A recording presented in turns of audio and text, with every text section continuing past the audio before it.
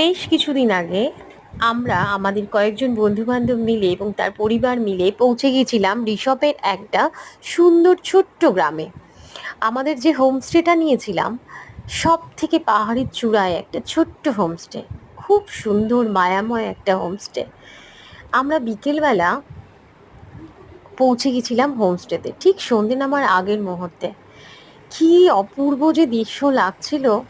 বৃষ্টি মাম্মা। ভেজা একটা বিকেল, অপূর্ব অপূর্ব মায়াময় ছিল সেই বিকেলটা। প্রথমেই আমরা পৌঁছে গিয়ে হোমস্টে রুমগুলো আগে দেখে নিয়েছিলাম। রুমগুলো দেখার পর আমরা চলে গিয়েছিলাম হোমস্টের আশেপাশের এরিয়াগুলো, হোমস্টের আশেপাশের লোকাল এরিয়াগুলো। অপূর্ব দৃশ্য, অপূর্ব সন্ধে নামার আগের মুহূর্তে পাহাড় যে কত মায়াময় হয়, আর পাইন গাছের চূড়াগুলো যে কি অপূর্ব দৃশ্য, দু চোখ ভরে দেখছিলাম।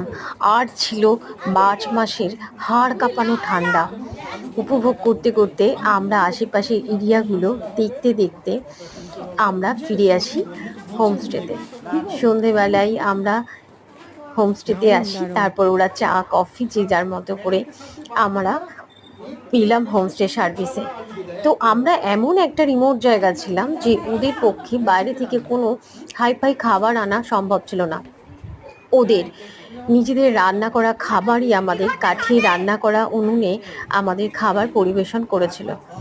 আমরা তৃপ্ত করে খেয়েছিলাম বন মুরগি, ওদের চাষের মুরগির ঝোল, আর গরম গরম ভাত। ওই হাড় কাঁপানো ঠান্ডায় রাতে কাঁপতে কাঁপতে তৃপ্ত করে খেয়েছিলাম। কখন দরকার বলবে, 1 ঘন্টা আগে কাজ